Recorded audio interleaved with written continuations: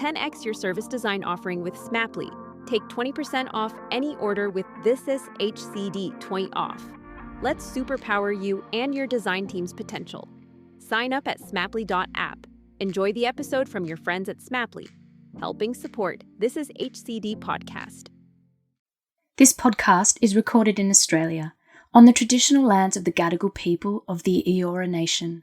I wish to pay my respects to elders past, present and emerging, and give thanks to the knowledge they have shared.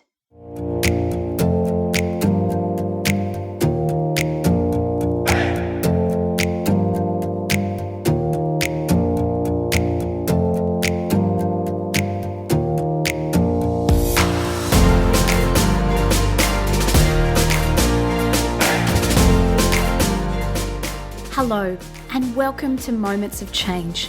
My name is Melanie Raymond, and I'm a social designer based in Sydney, Australia, and currently a director at the Australian Centre for Social Innovation.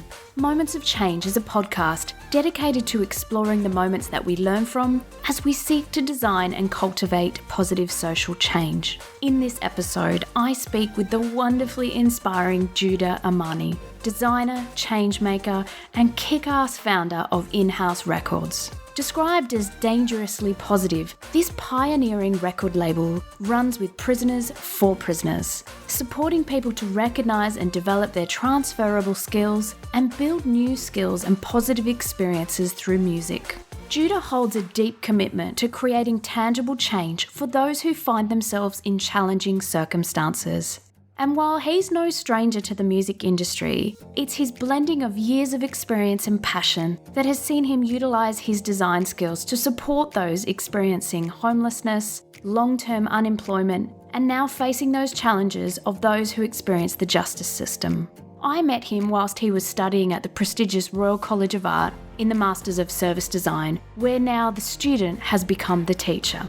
In this episode, we speak about Judah's journey to this moment and the journey of setting up and scaling In-House Records to the impressive program it is today, and of course the challenges and opportunities that COVID has thrown their way.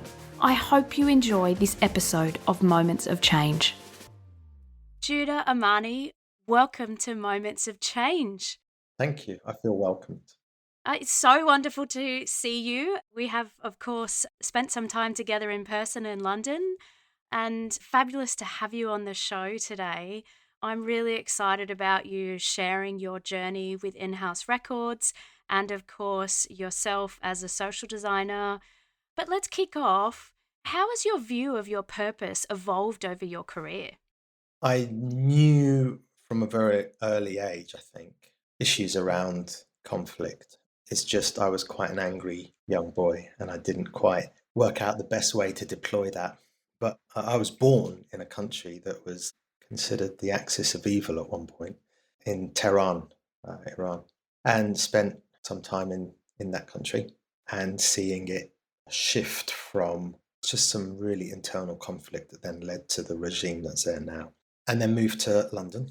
And then my parents divorced and my mother remarried and moved to Haifa in Israel. And then I went and spent time and in between Israel and Palestine. And by the time I was 17, 18, I had quite a big chip on my shoulder, I think. Partly because I never really, by the time I got to early 20s, I hadn't really felt accepted anywhere. And then also I was seeing justice in everywhere, especially growing up in 70s, 80s London wasn't as easy as I think it is now in terms of multicultural sense. So there was a growing sense of I'd really like to do something about being an outsider. I don't really know what that is. And as I mentioned earlier, I think I was quite angry. I don't think I know I was quite angry. And so I sought to try and rebalance that in a more selfish way. It wasn't until, and even though I studied product design at St. Martin's, it wasn't until probably a decade and a half later until I unlearned some rather unhealthy coping mechanisms in my life and grew up that I began to deploy some of those design skills to wanting to see if I can make a difference in a more positive way and try and explore how those that are on the outside can feel like they're on the inside, because I somehow found a way through and knew that it was difficult. And that goes across society, political, economical, cultural, race, economical. So it started at an early age, although I wasn't quite sure about it. And then it kind of became more and more formed the less of an idiot I was and the more of a human I was turning into. And then I guess it got crystallized by the time I got to the Royal College of Art, where I was pretty certain that design could play a part in making a difference. But I'd run out of my design tools, and I'd literally just spent almost a decade working in homelessness, thinking that I was going to dramatically change it with these design skills, and just ended up doing more harm than good and housing people when they weren't ready to be housed, I think. And yeah, just being that naive kind of person. By the time I got to the RCA, I think I was ready to engage by making a difference. Beautiful. And look, I think you implicitly and naturally create those safe spaces and those experiences that you've built into in-house records that I have seen. So for those who don't know what in-house records is, tell us a little bit about it and how it's come to be. Of course. So In-House Records is an initiative set up primarily to want to create safer communities, less victims of crime, a reduction in reoffending, meaningful opportunities for those leaving prison. It operates on two elements. There's education that takes place in prison, and then there's a record label that takes place outside of prison. And in many respects, the education that takes place in prison doesn't feel like education at all. It uses functioning record label as a very soft curriculum.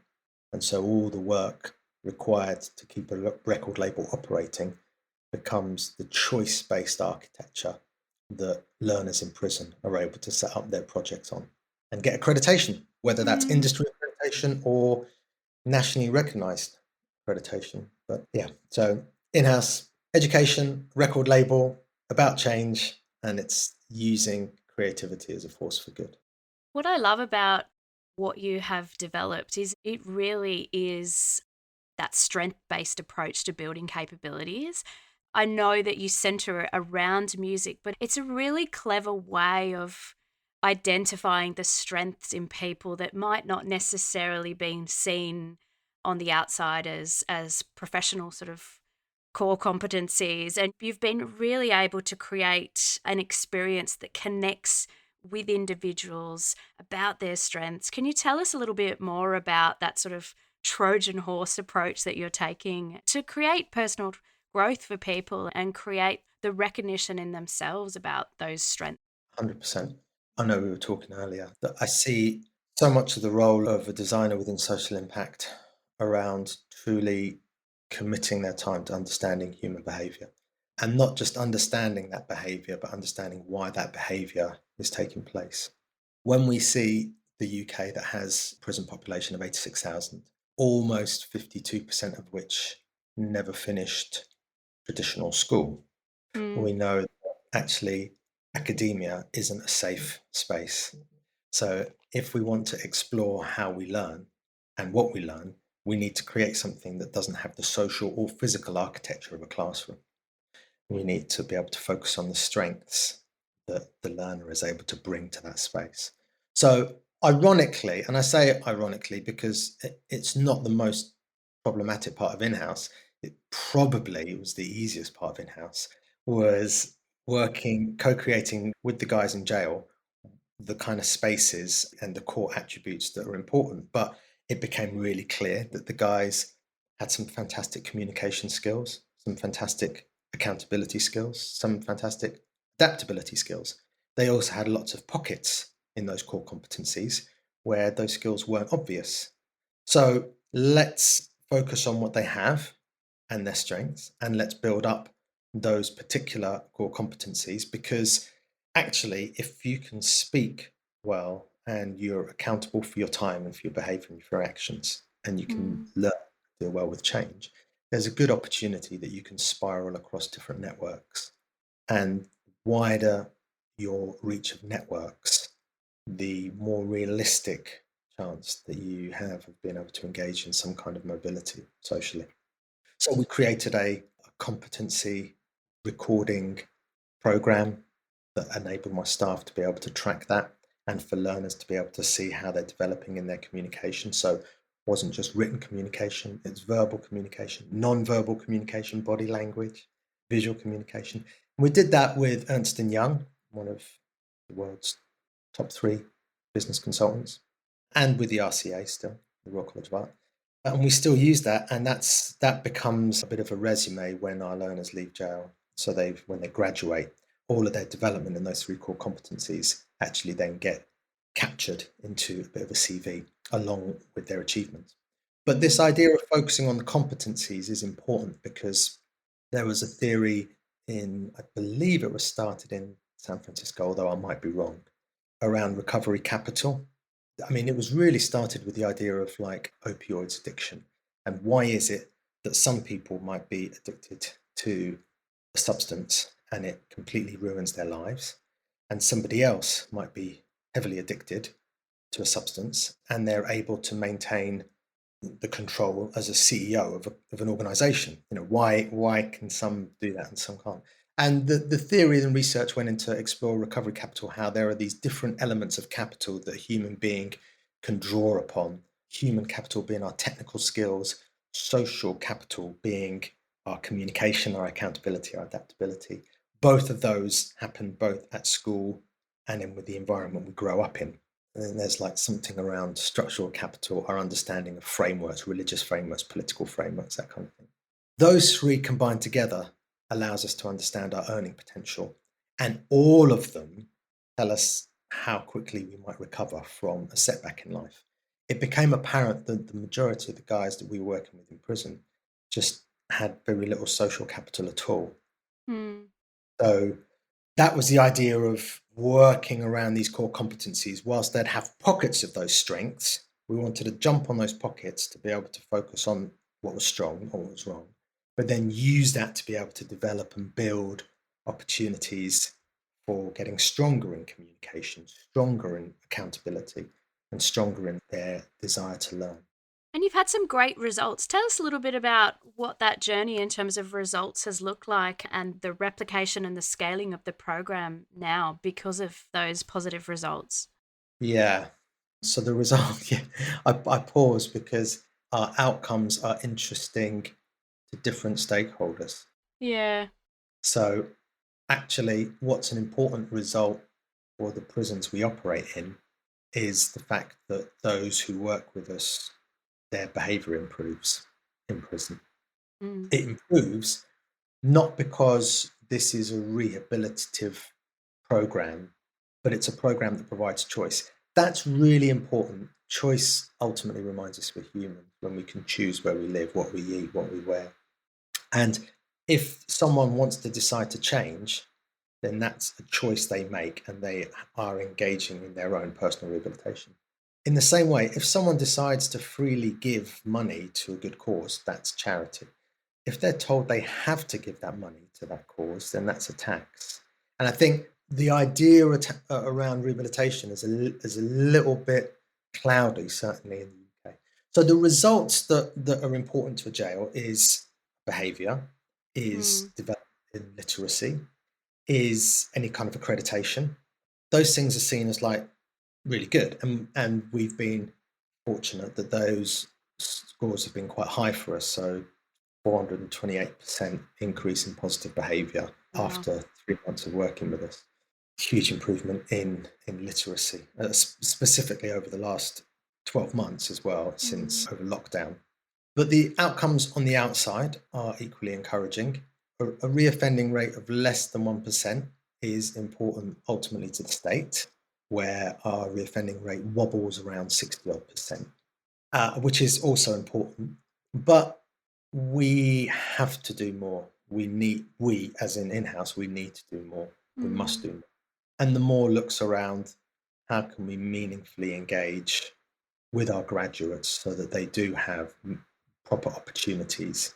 And that requires us to engage with the next phase of the work, which is now that we've got quite a few graduates released from prison, How can we get a group of employers, work partners to see what we see and to see the value that is inherent within our graduates and the skills that they possess? Because we know that it's there, we've documented and recorded it, and we know what they're capable of in a really positive way.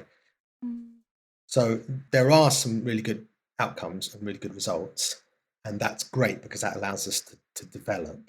There's still a lot of work to do in terms of that. In response to the question around growth, I know we talked about this earlier, but Yeah. scale is problematic for in-house, and I think it's problematic for social impact that requires human engagement and that's looking to change things for human, because it's so dependent on uniform structures, and there just isn't uniform structures. Certainly in the prison system, they're not. In education, there's not. Scale also requires appetite, and I'm not convinced the appetite is there. I know the problem is there. Mm. Look, it took us 12 months to find a vaccine, but It's a clear driver. it's a clear driver, right? Yeah. Because of risk. The Yeah. appetite was Yeah. high. If you could catch poverty, if someone that was rich could suddenly become poor, and you could catch it like a virus, we'd probably have equally high drivers to want to come up with a solution for poverty. But we don't have one, and it's been there for many years. And there's socio-economic, political reasons and factors, and I know that's quite a trite provocation, and I don't mean it in a trite way, but I say it to really emphasize that lack of appetite is really difficult to creating scale as well. And so it's problematic because uniform structures aren't there. It's problematic because the appetite isn't truly there. And also I think it's problematic because people aren't uniform. And so where in-house has naturally grown, if we can say that word, is through replicating, but replicating in nuanced ways, dependent on the circumstances that we find ourselves in. And actually, in the last month or two, we've been contacted by 2 pupil referral units. So these are schools where in the UK you would get sent to if you are failing mainstream education for whatever reason. You would get sent to these pupil referral units, which in the worst case scenario is like one stop on the tube before you go to prison. The rate of people leaving PRUs to go to prison is quite high. But what I'm really fascinated by is that pupil referral units have seen what we're doing and have recognised that actually we're delivering education in challenging circumstances. Might that be appropriate within a pupil referral unit? And so growth doesn't necessarily mean more prisons. It might mean, how can we deploy education in really challenging circumstances? A lot of the education that we are curating is being formed and informed by a really strong neurodiverse community. And so we're finding that because we're co-creating all the time, we're finding we're using less words, more images. We're finding that we're creating, again, more of the space for choice, which we knew before. So all of this to say that growing actually looks more like spreading than kind of traditional scale. Typical growth. Yeah. Yeah. Yeah, but when we were talking off air, you were sort of talking about that principle-led approach to how you scale or replicate. And so given that you've been operational for a few years now, those principles, I would assume, create the foundations from which, and the values from the foundations from which you can go into different environments to assess the conditions, to understand where, as you said previously, where power sits, where are the strengths of the different actors in that environment, what are the types of conditions that are conducive for this to succeed. Is there a very conscious process in understanding, right, what are the strengths here, what are the conditions here, and how are we going to adapt from our principles and our values, these models? I mean, in 100% there is. And I think in a, not wanting to sound simplistic, but really typical service design approach, Yeah. you kind of gather all the stakeholders that are occupying the problem space, all their knowledge, all their experience. You kind of scoop it all together as some kind of 21st century dinner host. Bring everyone around the table, and then you get to see what are the assets that we've got to work with. Yeah. And they can be dramatically different. And sometimes there's also an acceptance to say, actually, the assets we got to work with probably aren't enough for us to do what we think we can do. Either it's going to require intervention, or it might require a complete different theory of change, or we were talking earlier, but not for 1 second do I think in-house is an answer for every prison. It's something that has worked within prisons that it's been co-created in, and other things will work in prisons that have been co-created. It's the process of, let's get a group of people that are all involved in this problem area and try and weave a golden thread through to what actually might look like positive outcomes for everyone. But I think that's a real strength to take away, is your ability to dynamically adapt to those different environments, and a real humility and awareness to sit back and understand the dynamics of the situations that you're going into. And I think, I suspect that many models fall down because they don't do that. They blindly go in and sort of cookie cutter approach it, and then wonder why these particular programs that looked so good on the papers and the evidence review that someone requested, and then suddenly it all falls over. So I think that is a wonderful position to take, and an approach to take that will continue to allow you to adapt into different spaces or completely different contexts, as you say, with the school system. Judah, let's turn our attention to your moment of change that you wish to share with us today. And really, we were talking about, a lot of social design and social impact is often at that sort of conceptual level where we're talking about, systemic change and creating movements.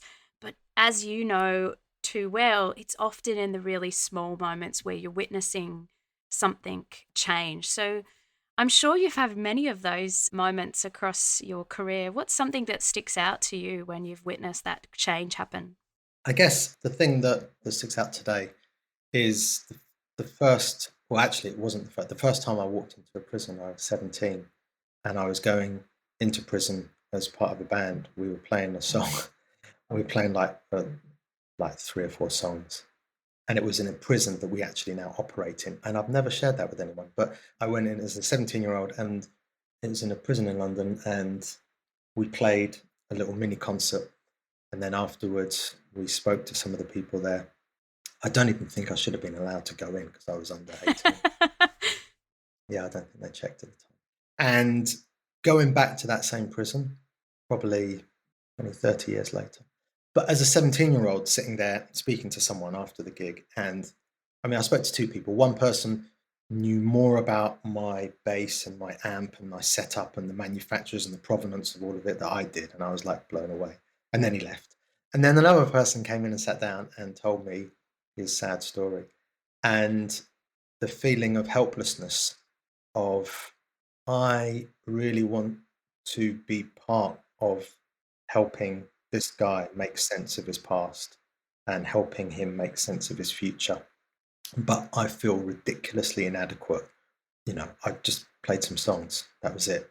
And I remember leaving that jail just thinking there must be more that can be done, because he was literally putting all the components of his life there and just wanted to make sense of it. One moment that comes to my mind right now is going back to that jail 30 odd years later and sitting in the same space in that chapel where we had an open session for in-house to try and see, who was interested.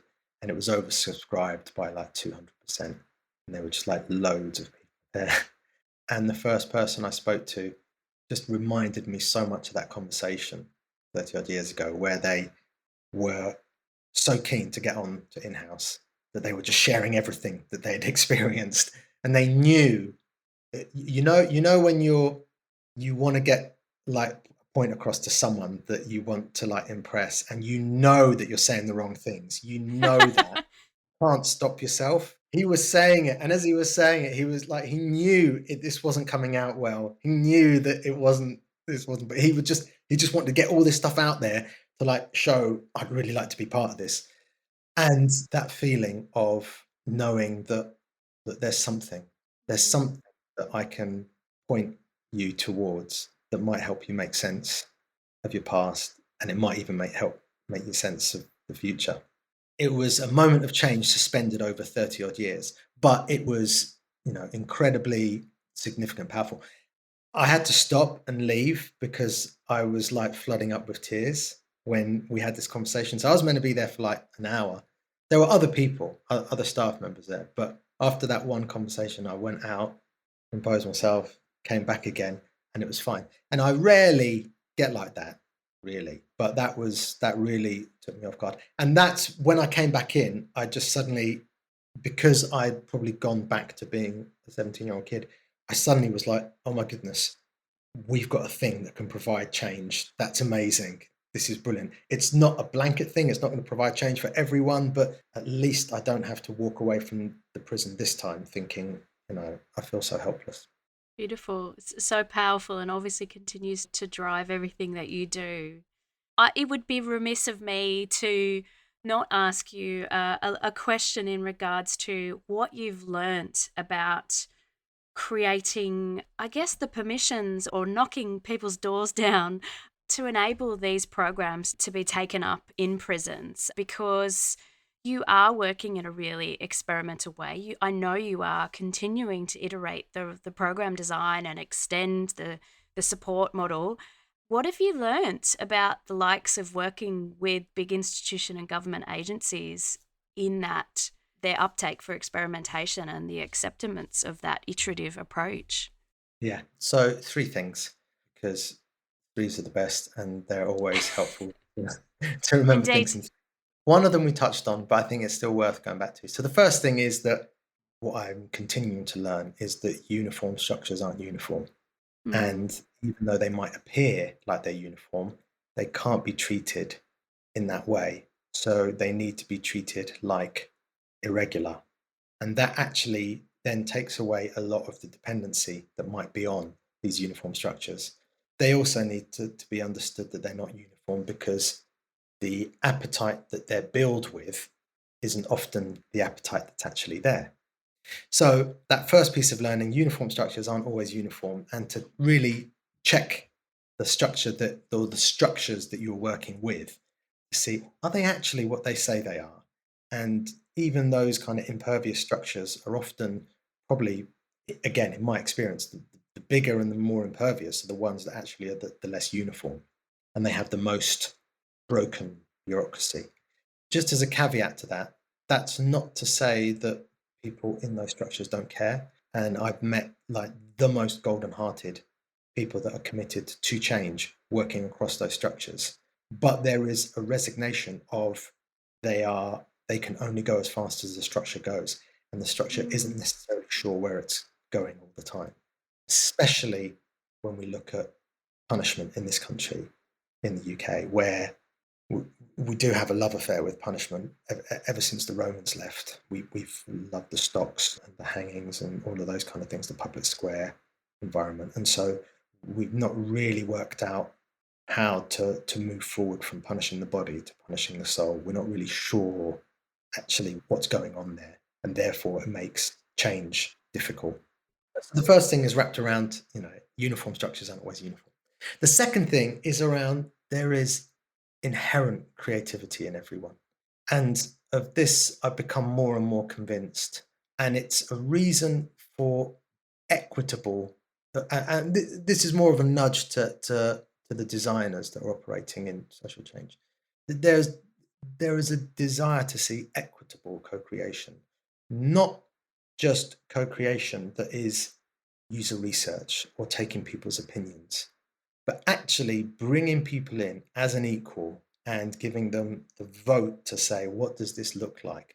Not the deciding vote, but still a significant vote, like everybody else that's there in that room, on that session, for that journey, to say, what will this look like? What does this shape look like? A real voice all the way through. But yeah, so there's an inherent creativity amongst everybody that I've met. And I think it's one of the, people can go on about oh, we lost so much in the Industrial Revolution. I think we did. And certainly in Europe, in the same way that, prior to the Industrial Revolution, people lived less sedentary lives and quite active lives. And post-Industrial Revolution, actually, we've become less and less. We've used that muscle less and less, but it's inherent in all of us. And now, we assume someone's a creative because they go to an art college or they work for an agency or a firm, and we defer to that kind of narrative, as opposed to there's an inherent creativity that, when switched on in every person, allows us to not only see them thrive, but also to be really engaging co-creative participants in social change. So the second thing is inherent creativity. The first thing is around uniform structures and always uniform. And the third thing is interdependence.